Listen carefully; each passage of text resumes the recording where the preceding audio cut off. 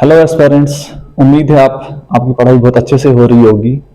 तो यहाँ पे मैं डायरेक्ट बात करता हूँ कि जिस पॉइंट पे आता हूँ कि कौन सा टॉपिक हम आज पढ़ने जा रहे हैं और किन किन बच्चों को ये फायदा देगा। It is specially design for NEET aspirants 2024 जो कि अपियर होने जा रहे हैं। और JKPSC assistant director forest protection force में जिन बच्चों ने जोलॉजी ऑप्शनल लिया हुआ है उन बच्चों को ये फायदा देगा। और बिलीव मी, जो जो पॉइंट मैं यहाँ पे बताता जाऊंगा उसके बगैर ये 100% गारंटी है कि बाहर कोई क्वेश्चन नहीं आएगा, कोई एमसीक्यू इससे बाहर नहीं आएगा। हर पॉइंट आप नोट करेंगे और मैं बीच में पास भी लूंगा तो थोड़ा सा लंबा भी जाएगा, लेकिन कोई पॉइंट इसमें छूटेगा नहीं। तो हम आज पढ़ने जा रहे हैं एनिमल टिश्यू। एनिमल टिश्यू के बारे में हम कंप्लीट स्टडी करेंगे, इसकी टाइप्स देखेंगे, इसके फंक्शन देखेंगे, इसका स्ट्रक्चर देखेंगे। तो आपके सिलेबस में ये स्ट्रिक्टली जो टॉपिक है ये पूरा एनसीईआरटी से ही देखा जाएगा, कोई लाइन एनसीईआरटी की नहीं छूटेगी। और जो भी एडिशनल पॉइंट होंगे वो भी मैं नोट डाउन कराता जाऊंगा। तो आप पेन और कॉपी हाथ में लेंगे और जो जो पॉइंट मैं यहाँ पे बताता जाऊंगा आप नोट डाउन करेंगे और वो आपको डेफिनेटली मदद देगा। क्योंकि बायो में कुछ चीजें तो याद रखनी पड़ती हैं लेकिन कंसेप्ट बहुत जरूरी है। कंसेप्ट के साथ मैं आपको याद कराता जाऊंगा, ठीक है। तो हम सीधा अपने टॉपिक की तरफ आते हैं। तो हमारा आज का टॉपिक रहेगा एनिमल टिश्यू। ये एनिमल टिश्यू जितनी भी टाइप्स हैं सारी डिटेल आज हम कर लेंगे। तो स्टोरी यहां से शुरू होती है। सेल, आप सबको पता है सेल किसे बोलते हैं, ठीक। Structural and functional unit of life वगैरह, ठीक। और सेल से ये हायरार्की एक बनती है, आप सबको ये पता है। थोड़ा सा मैं लिख लेता हूं। सेल से टिश्यू बनता है, टिश्यू से ऑर्गन बनता है और ऑर्गन से ऑर्गन सिस्टम बनता है। सिमिलरली ऑर्गन सिस्टम से ऑर्गेनिज्म बनता है, ठीक। तो ये सुपरफिशियल सा आ गया। तो सेल से टिश्यू, टिश्यू से, ये तो आपको सबको पता ही है, ठीक। हमारा फोकस यहाँ पे टिश्यू पे रहेगा, हमारा फोकस टिश्यू पे रहेगा। अब ये जो टिश्यू है, ये टिश्यू, इसको अगर इसका हम माइक्रोस्कोपिक एग्जामिनेशन करेंगे, इस टिश्यू किसे बोलते हैं, टिश्यू किसे बोलते हैं। तो पहला सिंपल तरीके से मैं बताता जाऊंगा, लेकिन जो जो पॉइंट होगा आप उस पर वो नोट डाउन करेंगे, ठीक है। Tissue, group of cells. Group of cells इतना ही नहीं चलेगा, ये तो सबको पता है ग्रुप ऑफ सेल्स, बट इसके 3 पॉइंट्स बहुत इंपॉर्टेंट हैं। और वो 3 पॉइंट्स क्या हैं, वो आपके आ गए सेम ऑरिजिन, सिमिलर फंक्शन और सिमिलर स्ट्रक्चर भी आ जाएगा। तो आप देख लेंगे, a group of cells having similar origin, similar structure और सिमिलर फंक्शन। ये 3 पॉइंट्स, ओरिजिन, स्ट्रक्चर और function, origin, function, structure, origin, function, structure, जिस चीज के भी सेम होंगे उसे हम टिश्यू कहते हैं। एक group of cells having similar origin, similar structure, similar function is called as tissue. Tissue किसे बोलते हैं, a group of cells having similar origin, similar function, similar structure is called as tissue. इसको हम tissue बोलते हैं। और tissue की खास बात है, ये जो स्ट्रक्चर है, ये स्ट्रक्चर फंक्शन के अकॉर्डिंगली चेंज भी हो सकता है। स्ट्रक्चर फंक्शन के अकॉर्डिंग चेंज भी होता है, ठीक। तो ये पॉइंट आप नोट डाउन करेंगे। आगे आपका टिश्यू किसे बोलते हैं, group of cells having similar origin, similar function, similar structure, ठीक। और दूसरा पॉइंट इसमें क्या है, इस सेल के बीच में एक सेक्रेशन आती है, इसको हम बोलते हैं inter cellular secretion, intercellular secretion. Cells के बीच में जो सेक्रेशन होती है उसे बोलते हैं इंटरसेलुलर सेक्रेशन। ये पॉइंट्स आपको आगे बहुत काम देंगे, क्योंकि एक पॉइंट जब आगे जाएंगे एक ऑब्जेक्टिव बनता है कि इंटरसेलुलर सेक्रेशन एब्सेंट होती है प्रेजेंट होती है, तो इसका पहले ये पता होना चाहिए इंटरसेलुलर सेक्रेशन किसे बोलते हैं। ठीक है, ये सेल्स, ये सिमिलर सेल्स, ये जो सेल्स हैं ये सिमिलर होते हैं, ये खुद सेल एक कुछ चीजें सेक्रेट करते हैं, जो भी चीजें सेक्रेट होती हैं और इन सेल्स के बिटवीन जो होती है उसे बोलते हैं हम इंटरसेलुलर सेक्रेशन। ठीक है, तो दूसरा इंपॉर्टेंट पॉइंट यहां से निकल के आता है, इस स्टडी ऑफ टिश्यू, जो ब्रांच है साइंस की या जोलॉजी की जो स्टडी टिश्यू को करे उसे क्या बोलते हैं हम, उसे हम बोलते हैं हिस्टोलॉजी। तो बच्चों ये आप याद रखेंगे। आई होप कि आप सबको ये पहले ही ऑलरेडी पता हो, लेकिन इंट्रोड्यूसिंग पार्ट है, थोड़ा सा मैं बताता जाऊं, अगर किसी को पता भी नहीं हो तो वो भी पहले से ही पता चल जाएगा उसको। तो ये हिस्टोलॉजी आ गया स्टडी ऑफ टिश्यू। ठीक, स्टडी ऑफ टिश्यू। तो ये अगर नोट डाउन करना है आप 2 सेकंड में कर लीजिए। आप, मैं साइड पे आ जाता हूं।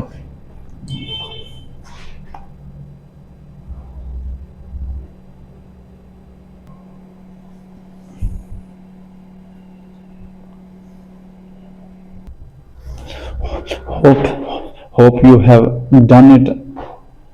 आपने नोट कर लिया होगा। तो हमने देखा था हिस्टोलॉजी किससे बोलते हैं। ठीक है, हिस्टोलॉजी स्टडी ऑफ टिश्यू। अब स्टडी ऑफ टिश्यू, तो कुछ पॉइंट्स यहाँ पे ऑब्जेक्टिव आपके लिए निकलते हैं, एमसीक्यूज। तो ये टिश्यू टर्म किसने दी है, टिश्यू टर्म दी है जेवियर, आपको पता ही है, बिचट, जेवियर बिचट। और दूसरा इंपॉर्टेंट पॉइंट यहां से ये है कि फादर ऑफ हिस्टोलॉजी कौन है, फादर ऑफ हिस्टोलॉजी।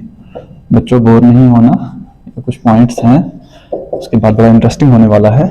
तो फादर ऑफ हिस्टोलॉजी भी यही है, कौन, जेवियर बिचट, और बाइचट आधे लोग बोलते हैं, तो मैं बिचट पढ़ लेता हूं, जो आपका दिल बोले वो पढ़ लीजिएगा। ठीक है, तो ये आप देख लेंगे कि father of histology Xavier Bichat, term tissue was given by Xavier Bichat, और हिस्टोलॉजी किसे बोलते हैं, स्टडी ऑफ टिश्यू। तो उसके बाद हम देखेंगे एक चीज आपको बोली थी मैंने ओरिजिन के बारे में। जब हम डेफिनेशन पढ़ रहे थे तो वहां पे आया था सिमिलर ओरिजिन। ठीक, तो ओरिजिन के बारे में ये मैं बताऊंगा। एक जाइगोट होता है, जाइगोट से एम्ब्रियो बनता है, तो एम्ब्रियो से कुछ पार्ट्स आते हैं, मान लो ये इसके 3 पार्ट्स हैं। तो एक का नाम है एक्टोडर्म, दूसरे का आ गया मेसोडर्म, और तीसरे का आ गया एंडोडर्म। इनको हम जर्मिनल लेयर्स बोलते हैं, जर्मिनल लेयर्स। क्यों जर्मिनल लेयर्स बोलते हैं, क्योंकि यहीं से different parts of the body arise होते हैं। एक्टोडर्म से कुछ आधे एक्टोडर्म से होते हैं, कुछ मेसोडर्म से होते हैं, और एंडोडर्म से होते हैं। तो क्वेश्चन डेफिनेटली आपका यहीं से बनता है कि मान लीजिए कोई पार्ट दे देंगे, वो नर्वस सिस्टम में अराइजेस फ्रॉम, तो वहां पे दिया होगा एक्टोडर्म, मेसोडर्म, एंडोडर्म, या स्टमक अराइजेस फ्रॉम वगैरह वगैरह, वो हम डिटेल में आगे से देखते जाएंगे। जो पार्ट हम पढ़ते जाएंगे वहां से उसकी ओरिजिन भी देखते जाएंगे फिजियोलॉजी में। ठीक है, तो ये कंसेप्ट थोड़ा सा देख लेना, एक्टोडर्म, मेसोडर्म और एंडोडर्म। ठीक, तो अब हम अपने टॉपिक पे आ जाते हैं। आपका है टिश्यू, एनिमल टिश्यू। अब एनिमल टिश्यू में क्या है कि इसकी टाइप्स बताई गई हैं, इसकी 4 किस्में हैं एनिमल्स में। ठीक है, 4 किस्में हैं एनिमल्स में, तो वो 4 कौन सी हैं, तो वो हम आपको बताएंगे। एक आ गई आपकी एक आ गया मेन जो है एपिथेलियल टिश्यू। दूसरा आ गया मस्कुलर टिश्यू, मस्कुलर पहले हम कनेक्टिव लिखेंगे ताकि आपका मजे से सीरियली चलेगा। तो दूसरा आ गया आपका कनेक्टिव टिश्यू, और तीसरा आ गया आपका मस्कुलर टिश्यू, और चौथा आपका आ गया नर्वस टिश्यू। चार टाइप्स ऑफ टिश्यूज हैं आपका। पहला आ गया एपिथेलियल टिश्यू, ठीक है, एपिथेलियल टिश्यू। दूसरा गया कनेक्टिव टिश्यू, मस्कुलर टिश्यू और नर्वस टिश्यू। तो अब हम देखते हैं कि वन बाय वन करके इनको डिटेल में पढ़ेंगे। तो थोड़ा सा मैं सुपरफिशियल एक एक चीज बताता जाऊंगा इनके बारे में, तो फिर हम डिटेल में एक एक को पकड़ेंगे और एक्सप्लेन करेंगे पूरा इन डिटेल, इन डेप्थ, कोई भी पॉइंट नहीं छूटेगा। एपिथेलियल टिश्यू क्या है, इसकी इंपॉर्टेंट पॉइंट इसमें क्या है, इट लाइनिंग और कवरिंग पार्ट में आता है। लाइनिंग और कवरिंग, अभी टेंशन नहीं लेना क्योंकि इसको मैं बता दूंगा कवरिंग क्या होता है, लाइनिंग क्या होता है, ठीक है। तो ये मैं डिटेल में अभी हम पढ़ेंगे। कनेक्टिव टिश्यू कनेक्ट करता है डिफरेंट ऑर्गन्स को, सिंपल, कनेक्ट करता है डिफरेंट ऑर्गन्स को आपस में, ठीक। मस्कुलर टिश्यू का मैं एक ही वर्ड अभी बता देता हूं आपको, कॉन्ट्रैक्शन, ठीक है, आपको पता ही होगा मस्कुलर कॉन्ट्रैक्शन मूवमेंट के लिए कितना इंपॉर्टेंट है, ठीक है।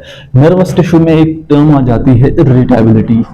इरिटेबिलिटी इरिटेबिलिटी इरिटेबिलिटी का थोड़ा सा मैं बताता हूं, क्योंकि कहीं कहीं ये भी पूछ लेते हैं कि इरिटेबिलिटी किसे बोलते हैं, क्योंकि ये तो खुद समझ आ जाती है, कंट्रैक्शन, ठीक। ये पढ़ोगे आप, कनेक्ट डिफरेंट ऑर्गन्स, लाइनिंग और covering, it forms the epithelial tissue forms the lining and covering of different organs, ठीक। वो हम डिटेल में अभी देख लेंगे। तो इरिटेबिलिटी के बारे में बता रहा था मैं, इरिटेबिलिटी किसे बोलते हैं। इरिटेबिलिटी हुआ the ability of neurons, nervous system जब हम पढ़ेंगे वहां पे न्यूरॉन्स होंगे, उनकी एबिलिटी स्टिमुलस को पहले पहचानना कि स्टिमुलस आ रही है और उसको फिर रेस्पॉन्ड करना, ठीक। Ability of neurons to receive and to respond to a stimulus, ठीक। तो स्टिमुलस जो भी है उसको रिसीव करना और उसको रेस्पॉन्ड करना, उसी को इरिटेबिलिटी बोलते हैं, ठीक है। थोड़ा सा देख लीजिए, आप नोट कर लीजिए।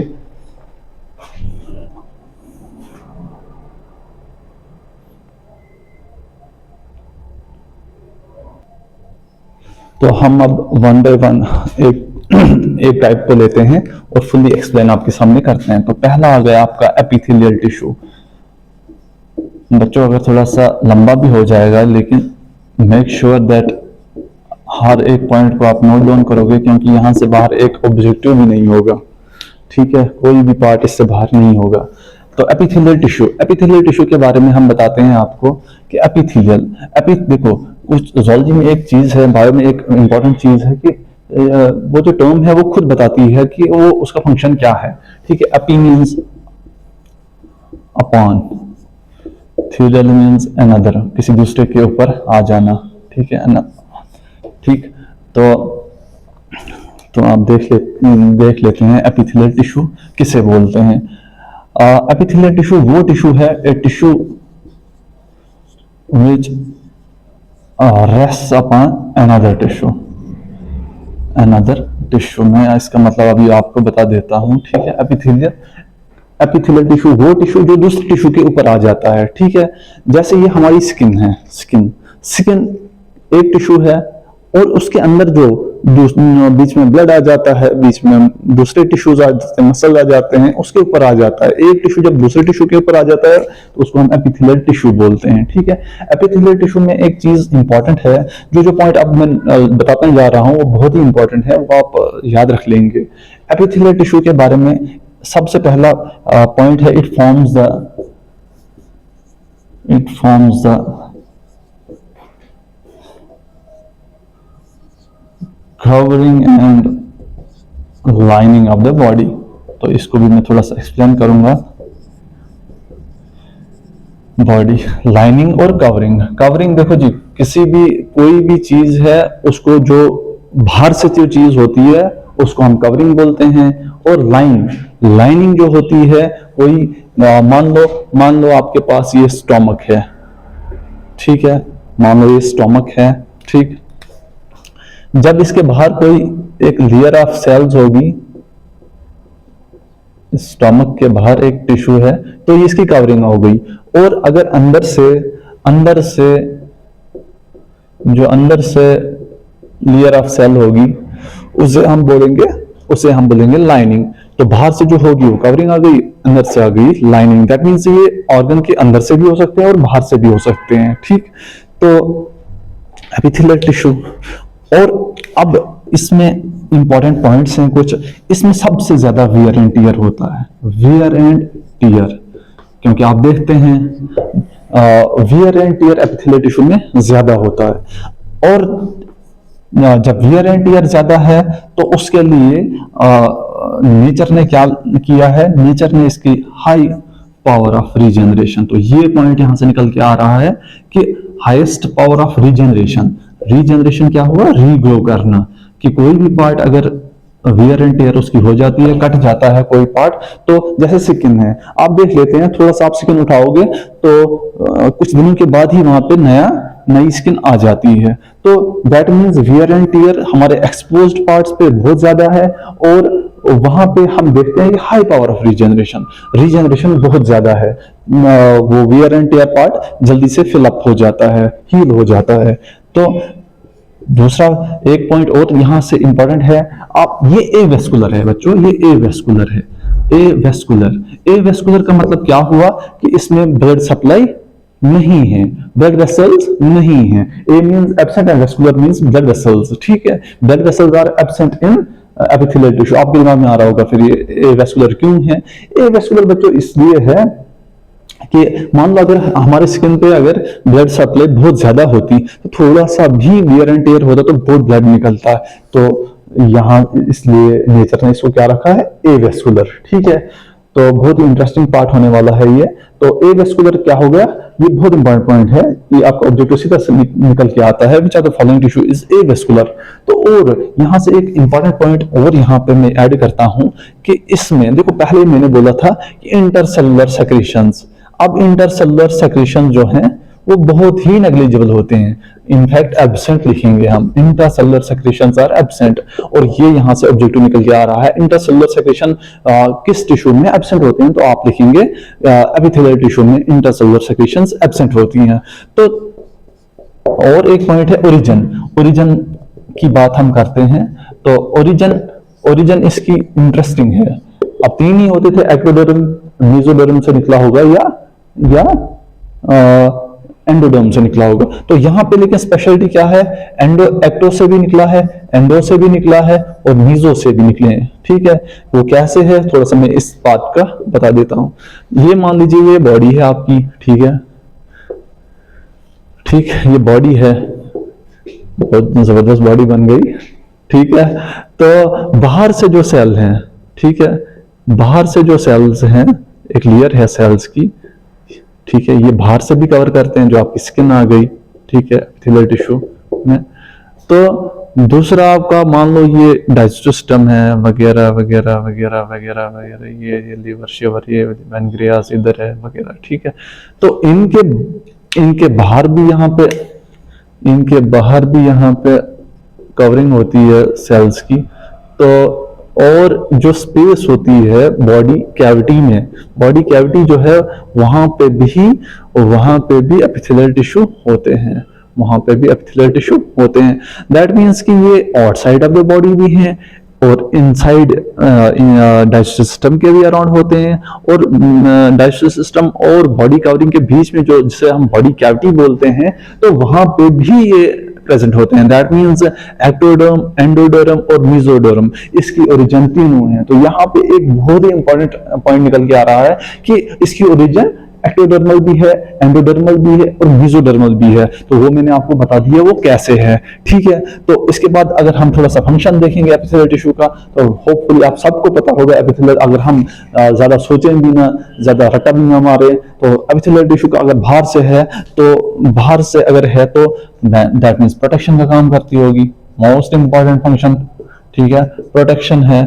इसका सेक्रेशन है, इसका एब्जॉर्प्शन है, ठीक है, अगर गट में है तो कुछ ना कुछ काम तो इसका होगा, ठीक है, एब्जॉर्प्शन है, फिल्ट्रेशन है, ठीक। तो एक्सचेंज ऑफ गैसेस में मदद देता है, ये एक्सचेंज ऑफ गैसेस में मदद देता है, ठीक है। तो और मैं एक एपिथेलियल टिश्यू के बारे में बताता चलूं कि एपिथेलियल टिश्यू जो है वो रेस्ट करता है किस पे, एक मेम्ब्रेन होती है, मेम्ब्रेन होती है। मान लो ये एपिथेलियल टिश्यू है, वो जिस पे रेस्ट करती है, भाई इसने भी तो रेस्ट करना ही है, थक जाते हैं बेचारे। तो वो जिस मेम्ब्रेन पे वो रेस्ट करते हैं उसको हम बोलते हैं बेसमेंट मेम्ब्रेन। क्या बोलते हैं? Basement membrane. और इम्पोर्टेंट पॉइंट जो मैंने आपको बताना है बेसमेंट मेम्ब्रेन के बारे में, बेसमेंट मेम्ब्रेन के बारे में है, बेसमेंट मेम्ब्रेन के बारे में, बेसमेंट मेम्ब्रेन के बारे में ये इंपॉर्टेंट पॉइंट निकल के आ रहा है कि बेसमेंट मेम्ब्रेन नॉन सेलुलर है, ये सेल्स के नहीं बने हुए हैं। तो ये किस चीज के बने हुए हैं? ये प्रोटीन्स। और इसका मैं यहां पे लिख लेता हूं म्यूकोपॉलीसैकेराइड, म्यूकोपॉलीसैकेराइड, म्यूकोपॉलीसैकेराइड और ग्लाइकोप्रोटीन्स, ग्लाइकोप्रोटीन्स। तो और इस बेसमेंट मेम्ब्रेन को कौन सेक्रेट करता है? एक तो ये सेल ही सेक्रेट करते हैं, और जो नीचे से कनेक्टिव टिश्यू इसका होता है, दूसरा टिश्यू होता है, क्योंकि मैंने पहले ही बोला था कि एपिथेलियल टिश्यू किसी दूसरे टिश्यू पे रेस्ट करते हैं। ठीक है, तो नीचे से दूसरा टिश्यू होता है और दूसरे टिश्यू को हम कनेक्टिव टिश्यू बोलते हैं। उस कनेक्टिव टिश्यू कुछ चीजें सेक्रेट करता है और यहाँ से भी कुछ चीजें सेक्रेट होती है, तो आपकी बेसमेंट मेम्ब्रेन बन जाती है जहाँ पे ये रेस्ट करता है। लेकिन इंपॉर्टेंट पॉइंट क्या है यहाँ पे? इंपॉर्टेंट पॉइंट बच्चों ये है कि बेसमेंट मेम्ब्रेन जो नॉन सेलुलर है, नॉन सेलुलर आप याद रखेंगे, पॉलीसैकेराइड, म्यूकोपॉलीसैकेराइड और ग्लाइकोप्रोटीन की बनी हुई होती है ये बेसमेंट मेम्ब्रेन। ठीक है, तो हम अब एपिथेलियल टिश्यू को, ये थोड़ा ओवरव्यू था इसका, कुछ इंपॉर्टेंट पॉइंट्स थे वो आप देख लेंगे। तो इसमें सबसे इंपॉर्टेंट पॉइंट है एवेस्कुलर, इंटरसेलुलर सेक्रेशंस एब्सेंट होती हैं, और ओरिजिन। ये 3 पॉइंट तो इंतहाई अहम है। कौन कौन से? एवेस्कुलर होता है, सीधा सा आपने याद रखना है, which are the following tissues is avascular, आपने बोलना है epithelial tissue. Which are the following tissues does not possess intercellular secretions, तो आप बोलोगे epithelial tissue. Which are the following is originated from ectoderm, mesoderm as well as endoderm, तो आप बोलोगे epithelial tissue. बाकी टिश्यू जो भी हैं, जैसे कनेक्टिव टिश्यू है, मेसोडर्म है, नर्वस टिश्यू एक्टोडर्म है। ठीक है, तो ये डायरेक्ट क्वेश्चंस आपको पूछे जाते हैं। तो बिलीव मी, सिंपल क्वेश्चंस आते हैं, लेकिन फोकस रहना चाहिए। ठीक है, थोड़ा सा आप नोट कर लीजिए अगर नोट करना है 2 सेकंड में। ठीक है, फिर मैं रब कर लेता हूं।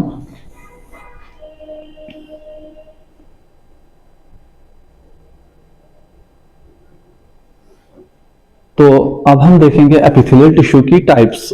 एपिथेलियल टिश्यू का पहले हमने ओवरव्यू देखा, तो उसके बाद हम ले लेते हैं इनकी टाइप्स के बारे में। ठीक है, तो एपिथेलियल टिश्यू को 2 पार्ट्स में डिवाइड किया गया है। तो पहला है सिंपल एपिथेलियल टिश्यू और दूसरा है compound epithelium tissue, epithelial epithelium tissue. ठीक है, तो सिंपल में क्या है? सिंपल में सिंगल लेयर्ड सेल्स होते हैं, single layered cells rest on basement membrane, single layer of cells, single layer of cells. और कंपाउंड में क्या है? मैनी लेयर्ड, बहुत सी लेयर्स होते हैं।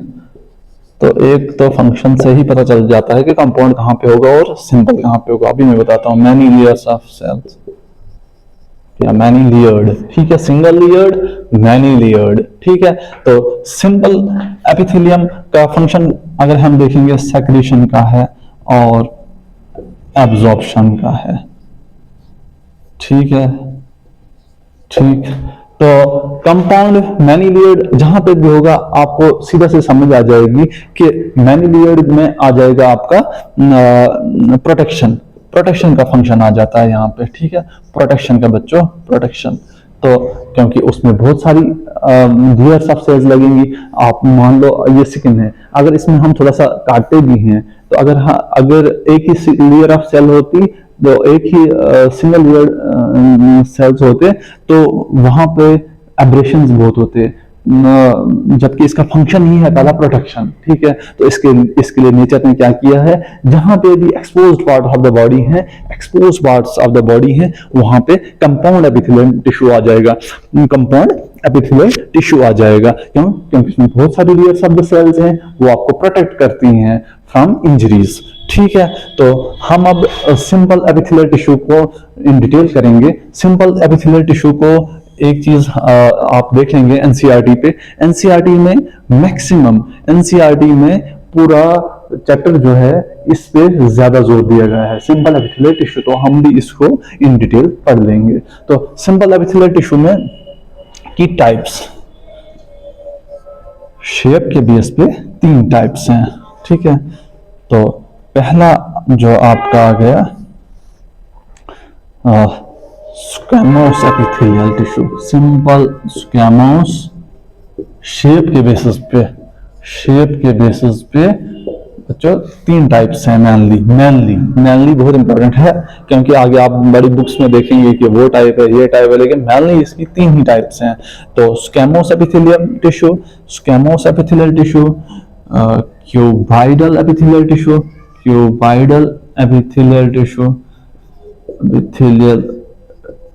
टिश्यू और कॉलमनार एपिथेलियल टिश्यू, ठीक है। तो अब हम पहले स्क्वैमोस एपिथेलियल टिश्यू को पकड़ लेंगे। मैं बताता हूं आपको, मैं मिटा देता हूं ये, ठीक है। इनको हम डिटेल से करेंगे, बच्चों बोर नहीं होना, क्योंकि गेम यहां से स्टार्ट होने वाली है। At the end region parts में जब मैं वीडियो लेके आऊंगा तो उसमें मैं, ये थोड़ा सा डिटेल हो गया, तो उसमें मैं बिल्कुल शार्ट पॉइंट्स लेके आपके सामने आऊंगा, ताकि आपको मजा आ जाएगा, ताकि थोड़ा सा आपको ऑलरेडी बैकग्राउंड पता होगी। तो फिर वो जो 15 मिनट वीडियोस, 10 मिनट वीडियोस में 10 मिनट में हम एपिथेलियल टिश्यू को कवर करेंगे या पूरे एनिमल टिश्यू को कवर करेंगे, वो तब जाके पॉसिबल होगा जब आपको थोड़ा बेसिक्स पता होंगे। बेसिक्स जब पता होंगे तो वो ऑब्जेक्टिव्स में या वन लाइनर्स में मजा आ जाएगा आपको। तो एपिथेलियल टिश्यू में हमने पहला क्या देखा, स्क्वैमोस एपिथेलियल टिश्यू, स्क्वैमोस एपिथेलियल टिश्यू या स्क्वैमोस एपिथेलियम और एपिथेलियल टिश्यू, ठीक है। स्क्वैमोस एपिथेलियम, स्क्वैमोस का मतलब है फ्लैट एंड। पहला वर्ड जो ही आप स्क्वैमोस देखेंगे तो आपके जहन में आना चाहिए फ्लैट एंड। ये फ्लैट एंड सेल्स होते हैं, तो फ्लैट एंड सेल्स होते हैं पहला पॉइंट। इसमें बहुत कुछ पॉइंट्स हैं जो आपने याद रखने हैं और वो डायरेक्टली क्वेश्चंस भी बनते हैं। फ्लैट एंड सेल्स होते हैं, अगर ये आपकी आ गई, मैं यहाँ पे बच्चों बना देता हूँ थोड़ा सा, ये आपकी आ गए रेस्टिंग मेम्ब्रेन, जिसे आप बेसमेंट मेम्ब्रेन बोलते हैं, आपको यहीं से याद, ये भी बेसमेंट मेम्ब्रेन नॉन सेलुलर, ठीक है। तो यहाँ से चिपकी हुई लेयर है एक फ्लैट एंड, पतली लेयर होती है। तो यहाँ पे फ्लैट ही न्यूक्लियस भी होता है और सेंट्रल होता है, फ्लैट एंड सेंट्रल फ्लैट और सेंट्रल न्यूक्लियस की मैं इसलिए बात करता हूं क्योंकि ये जब हम कॉलमनर और क्यूबाइडल पढ़ेंगे वहां पे न्यूक्लियस की पोजीशंस चेंज हो जाती हैं। कोई राउंड होता है, कोई बेसल होता है, तो उस बेसिस पे ये क्वेश्चन यहाँ पे बन जाता है कि कोई राउंड है, कोई सेंट्रल है, कोई एपिकल है, कोई बेसल है। तो वहां से आपको ये याद रखना है कि फ्लैट एंड में क्या है, फ्लैट होते हैं, चिपके हुए होते हैं, और क्या है, सेंट्रल होते हैं, ठीक है। ये आपने देख लिया। तो उससे आगे अगर हम बात देखेंगे, उसके बाद हमने देखा इनका एक कैरेक्टरिस्टिक फीचर है। मान लो ये सेल है हमारे, ये एपिथेलियल सेल हैं, ये स्क्वैमोस एपिथेलियल सेल्स हैं। तो मैं एक चीज आपको बताने जा रहा हूं कि इनकी कवरिंग जो है आप देख रहे हैं बड़ी इर्रेगुलर सी है और इर्रेगुलर सी है। इर्रेगुलर कवरिंग्स को हमने यहाँ पे टर्म दी है, इर्रेगुलर कवरिंग को यहाँ पे टर्म दी है, तो वो आप याद रखेंगे, उसको हम टेसेलेटेड बोलते हैं, टेसेलेटेड, ठीक है। ये टर्म आ गई स्क्वैमोस में, फ्लैट एंड टेसेलेटेड, एक फ्लैट एंड दूसरा टेसेलेटेड, ठीक। और जब हम देखते हैं और जब हम उसको ऊपर से देखते हैं ना, तो ये टाइल्स लाइक अपीयरेंस होती है, ठीक है, टाइल की जैसी अपीयरेंस। इस टेसेलेटेड को वेवी भी बोलते हैं। वेवी तब जाके बनेगा जब ये इर्रेगुलर होगा। मतलब आप बोलोगे वेवी कहां से आ गया अब, ठीक है, तो ये वेवी अपीयरेंस देता है। और इसमें एक खास चीज ये रहती है, जब आप इसको ऊपर से देखते हैं ना, तो ये टाइल्स की तरह बिछी हुई होती है। और इस टाइल लाइक शेप, इस टाइल लाइक को हम बोलते हैं पेवमेंट मेम्ब्रेन। इसके लिए टर्म दी गई है पेवमेंट मेम्ब्रेन, प्योरमेंट मेम्ब्रेन। इस प्योरमेंट मेम्ब्रेन में क्या है, ये टाइल लाइक अपीयरेंस होती है इन सेल्स की, ठीक है। तो आप याद रखेंगे टेसेलेटेड, आप याद रखेंगे प्योरमेंट मेम्ब्रेन, आप याद रखेंगे फ्लैटेंड सेल्स, ठीक है। टेसेलेटेड इर्रेगुलर, वेवी, ठीक है। प्योरमेंट मेम्ब्रेन टाइल लाइक, ठीक है। तो ये सीधा सीधा ऑब्जेक्टिव बन रहे हैं आपके। उसको मैं हटाता हूं, तो फंक्शन के पार्ट पे आ जाते हैं बड़ी जल्दी।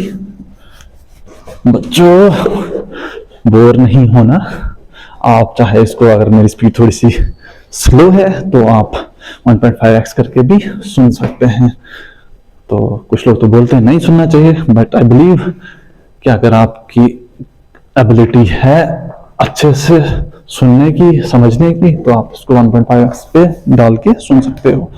तो इसका फंक्शन, किसका, स्कैमोस एपिथेलियल टिश्यू का फंक्शन क्या है। इसका फंक्शन आ गया आपका फिल्ट्रेशन, एक फिल्ट्रेशन का काम आ जाता है। फंक्शन पता होगा ना तो इसकी अक्रेंस आपको खुद ब खुद पता चल जाएगी कि ये कहां कहां पे पाया जाता है, क्योंकि ये क्वेश्चन जो है इसमें स्क्वैमोस एपिथेलियम, जो भी हम एपिथेलियल टिश्यू पढ़ेंगे बच्चों, तो उसमें मेनली क्वेश्चन डायरेक्ट पूछते हैं अक्रेंस कि कौन सी टाइप किस ऑर्गन में पाई जाती है, कौन सी, मान लो वो पूछ लेंगे कि वो हम देख, अभी मैं बताता हूं इसका, ठीक है।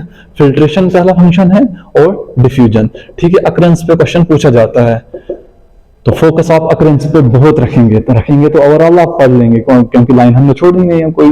लेकिन अगर मोस्ट इंपॉर्टेंट देखा जाए तो वो अक्रेंस पे तो डेफिनेटली ये क्वेश्चन आ ही जाता है, ठीक है। तो फिल्ट्रेशन और डिफ्यूजन, अगर फिल्ट्रेशन में लिखा तो फिल्ट्रेशन कहां पे होती है बच्चों, फिल्ट्रेशन आपकी बोमेंस कैप्सूल में होती है, किडनी की थोड़ा सा देख लीजिए, बोमेंस कैप्सूल याद आ रहा होगा, ठीक है। ऐसे करके ये जो है बोमेंस कैप्सूल, यहां पे भी कौन से होते हैं, फ्लैटेंड सेल्स स्क्वैमोस एपिथेलियम, ठीक है। तो बोमेंस कैप्सूल, यहां पे मैं लिख लेता हूं बोमेंस कैप्सूल, बोमेंस कैप्सूल बच्चों याद रखेंगे आप, ठीक है। तो उसके बाद मैंने दूसरा लिखा डिफ्यूजन कहां पे होती है, एल्वियोलाई में होती है, ठीक है, एल्वियोलाई ऑफ लंग्स। तो ये भी आप याद रखेंगे, ये बहुत इंपॉर्टेंट, ये 2 पॉइंट बहुत इंपॉर्टेंट है अक्रेंस में। और कहां पे होता है एक्सचेंज ऑफ गैसेस, तो वो होता है आपका ब्लड वेसल्स में, blood vessels, inner lining of blood vessels, inner lining of blood vessels. तो आप बोलोगे कैपिलरीज हैं, ब्लड वेसल्स जितनी भी हैं, तो उनकी इनर लाइनिंग जो है बच्चों, अगर ये कैपिलरी है आपकी, तो यहां से फ्लैटेंड सेल्स होंगे, उन फ्लैटेंड सेल्स को बोलेंगे स्क्वैमोस एपिथेलियम। और ये जो ब्लड वेसल्स के अंदर जो लेयर होती है स्क्वैमोस एपिथेलियम, तो इसके लिए टर्म दी गई है, तो आपको पता ही होगा, उसको बोलते हैं एंडोथीलियम। क्या बोलते हैं, एंडोथीलियम किसे बोलते हैं, inner lining of the blood vessels, तो जो कि स्क्वैमोस एपिथेलियल टिश्यू की बनी होती है, सिंगल लेयर फ्लैटेंड पतली सी होती है, ताकि एक्सचेंज ऑफ गैसेस इजीली हो सके, ठीक है। तो उसके बाद आ गया आपका सिलोमिक कैविटी जिसे हम बॉडी कैविटी बोलते हैं, ठीक है, बॉडी कैविटी बोलते हैं। बॉडी कैविटी की लाइनिंग जो है वो पहले ही मैंने बताया था आपको, बॉडी कैविटी की लाइनिंग जो है मेसोडर्मल होती है, तो उसकी वो भी स्क्वैमोस एपिथेलियल टिश्यू की बनी होती है। तो इसको हम दूसरा नाम देते हैं मेसोथीलियम। एंडोथीलियम कहां पे आ गई, inner part of the blood vessels, और mesothelium body cavity, inner part of the body cavity, उसको हम मेसोथीलियम बोलते हैं। तो बोमेंस कैप्सूल में होता है, एल्वियोलाई ऑफ लंग्स में होता है एंडोथीलियम, मेसोथीलियम, ठीक है। इंपॉर्टेंट पॉइंट्स हैं ये, तो आप याद रख लेंगे। Squamous epithelium, flattened tessellated pavement membrane, ठीक है। उसके बाद फंक्शन, फिल्ट्रेशन, डिफ्यूजन, उसके बाद occurrence, Bowman's capsule, alveoli of lungs, blood vessel, coelomic cavity जिसे हम मेसोथीलियम भी बोलते हैं। तो नोट कर लीजिए ये 2-4 पॉइंट्स, फिर हम आगे बढ़ते हैं।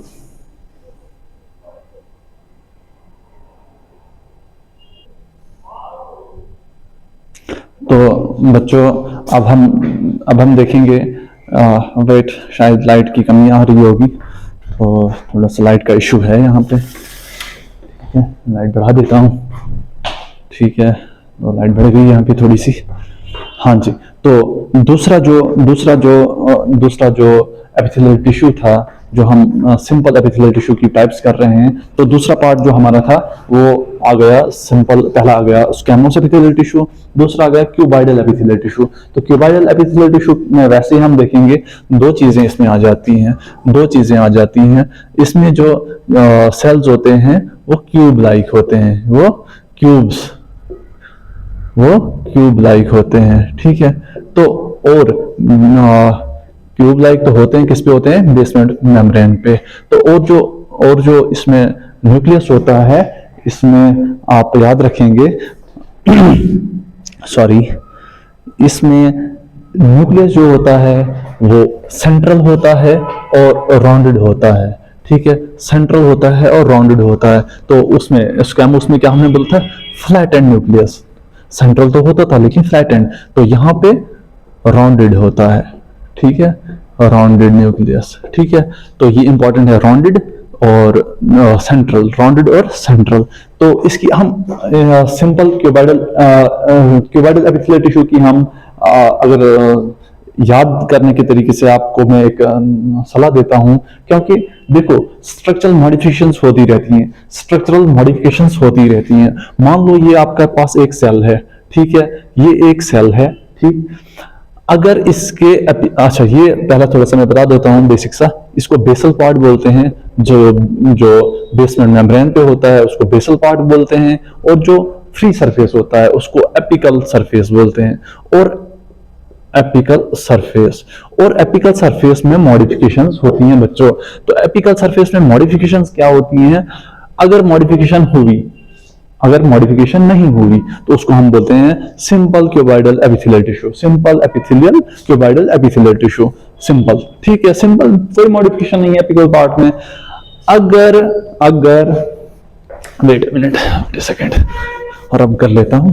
तो अगर इसके एपिकल पार्ट में फिंगर लाइक प्रोजेक्शंस बन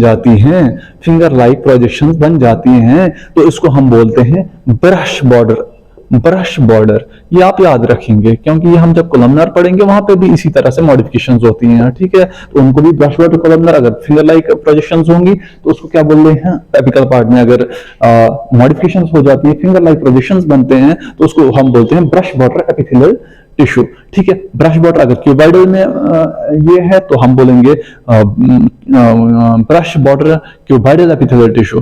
और अगर इस एपिकल पार्ट में सीलिया बनते हैं, ठीक है, ऐसे करके सीलिया बनते हैं, तो इसको हम बोलेंगे ciliated cuboidal epithelial tissue, brush border epithelial tissue और सीलिएटेड क्यूबाइडल एपिथेलियल टिश्यू, ठीक है। तो ये मॉडिफिकेशन उस बेसिस पे हम इनकी अकरेंस भी देखेंगे। तो ये simple cuboidal epithelial tissue, that means apical part में कोई भी मॉडिफिकेशन नहीं है। तो जब कोई और ब्रश बॉर्डर में क्या है? फिंगर लाइक प्रोजेक्शंस बनती हैं।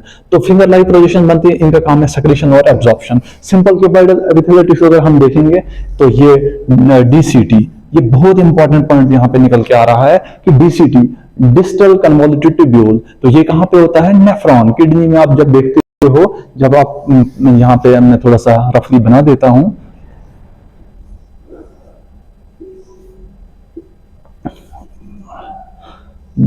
बोमेंस कैप्सूल, ये पार्ट आ गया ऐसे, तो ये ऐसे करके ये पार्ट आपका आ गया डिस्टल कन्वोल्यूटेड ट्यूब्यूल किसका बना होता है? Simple cuboidal epithelial tissue. तो बच्चों डीसीटी आप याद रखेंगे कि डीसीटी किससे लाइन हुआ होता है? सिंपल क्यूबाइडल एपिथेलियल टिश्यू से। तो और कहां पे होता है? Duct of glands. तो डक्ट ऑफ ग्लैंड में लेकिन आप याद रखेंगे स्मॉलर डक्ट्स। मान लो कोई ग्लैंड है, उसकी डक्ट ये है, ठीक है। कोई भी ग्लैंड ये है, मान लो पैनक्रियाटिक ग्लैंड है, कोई भी ग्लैंड पकड़ लो, तो ये उसकी डक्ट ये है, बड़ी डक्ट है, लार्ज डक्ट, उसकी छोटी डक्ट्स निकल रही हैं, इनको स्मॉलर डक्ट्स बोलते हैं। जैसे कि थायराइड ग्लैंड में फॉलिकल्स होते हैं, थायराइड ग्लैंड में फॉलिकल्स होते हैं, तो उनकी छोटी डक्ट्स निकलती हैं, तो वो किससे लाइन हुई होती हैं? सिंपल क्यूबाइडल एपिथेलियल टिश्यू से। तो मेनली आप क्या याद रखेंगे?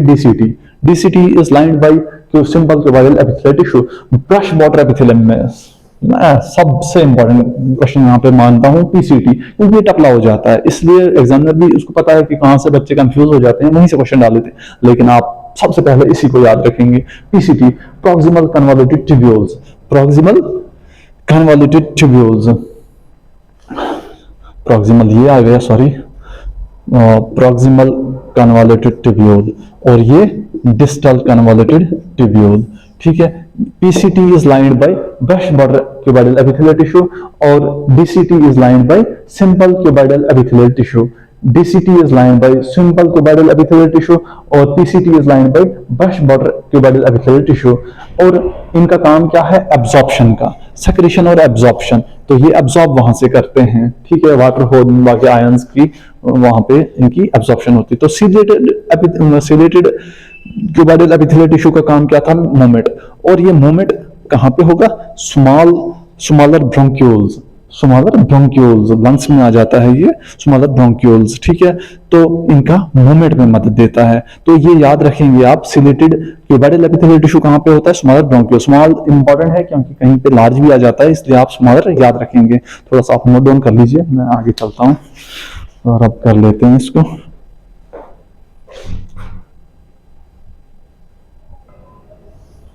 तो बच्चों अब हम तीसरा पार्ट यहाँ पे देखते हैं। तीसरा पार्ट क्या है आपका? आ गया कॉलमनर एपिथेलियल टिश्यू।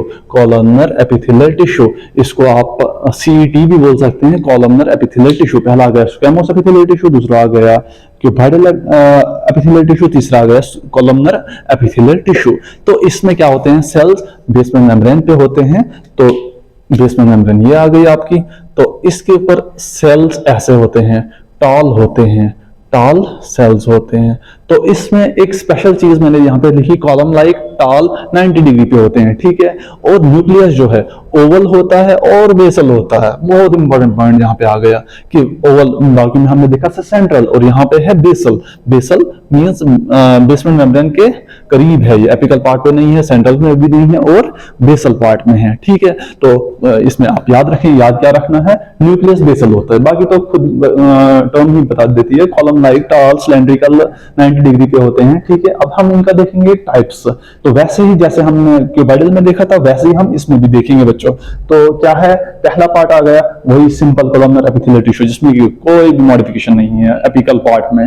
दूसरा आ गया brush border columnar epithelial tissue, इसमें क्या है? फिंगर लाइक प्रोजेक्शंस हैं। और बच्चों फिंगर लाइक प्रोजेक्शंस ऐसे होती हैं, तो दैट मीन्स सरफेस एरिया तो इंक्रीज हो रहा है ना। सरफेस एरिया जब इंक्रीज होगा एब्जॉर्प्शन ज्यादा होगी, क्योंकि इसका फंक्शन ही है एब्जॉर्प्शन करना। ठीक है, तो ये आ गया। और तीसरा पार्ट आपका आ गया सिलेटेड। सिलेटेड मैंने आपको बताया था मूवमेंट में मदद देता है। ठीक है, यूनिडायरेक्शनल भी इंपॉर्टेंट है, यूनिडायरेक्शनल मूवमेंट में मदद देता है। ठीक है, धकेलता है, एक ही साइड धकेलता है। ठीक है, यहाँ पे ब्रश बॉर्डर में क्या है? एब्जॉर्प्शन में मदद देता है। तो सिंपल कॉलमनर एपिथेलियल टिश्यू कहाँ पे पाया जाता है? स्टोमक में। ये याद रखेंगे आप, बहुत इंपॉर्टेंट पॉइंट है ये, कोई मॉडिफिकेशन नहीं होती है कॉलमनर एपिथेलियल टिश्यू।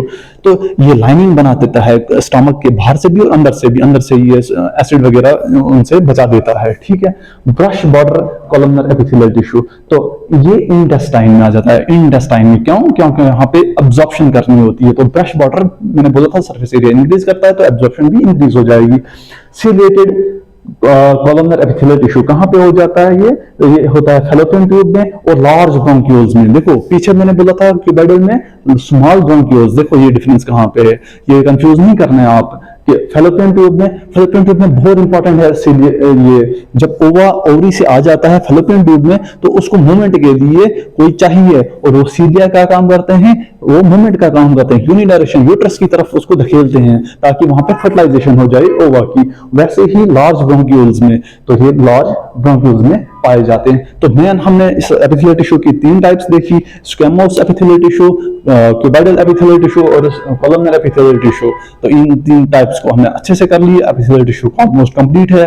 तो यहाँ पे इसकी कुछ, अब एक तो बचता है आपका कंपाउंड एपिथेलियल टिश्यू, और कुछ स्पेशलाइज्ड एपिथेलियल टिश्यू भी हैं जिसको हम ग्लैंडुलर एपिथेलियल टिश्यू बोलते हैं। उसको थोड़ा डिटेल में करना पड़ेगा, तो उसको मैं दूसरे लेक्चर में आपको लाऊंगा। और प्लीज आप मुझे ये मेरा पता नहीं लाइट अच्छी है कि नहीं, आपको समझ आई कि नहीं, कमेंट में आप जरूर मुझे फीडबैक अपना दें। तो होपफुली अगर कहीं कुछ हो, कुछ मॉडिफिकेशन की जरूरत हो, लाइटनिंग अच्छी नहीं है, तो मैं आगे से वो बेहतर करने की कोशिश करूंगा। लेकिन मेन जो है कंसेप्ट, वो कंसेप्ट आपको समझ आनी चाहिए। बाकी टेक्नोलॉजी को हम बाद में देखते हैं, कितना सुंदर सुंदर चिपड़ा चिपड़ा सा है वो, बाकी वो बाद में का पार्ट है। इंपॉर्टेंट पार्ट क्या है आपको समझ आनी चाहिए, ठीक है। तो ये आ गया, तो दूसरा हम दूसरे लेक्चर में करेंगे। तो जो भी कुछ क्वेरी होगी आप कमेंट सेक्शन में कर सकते हैं। Thank you so much.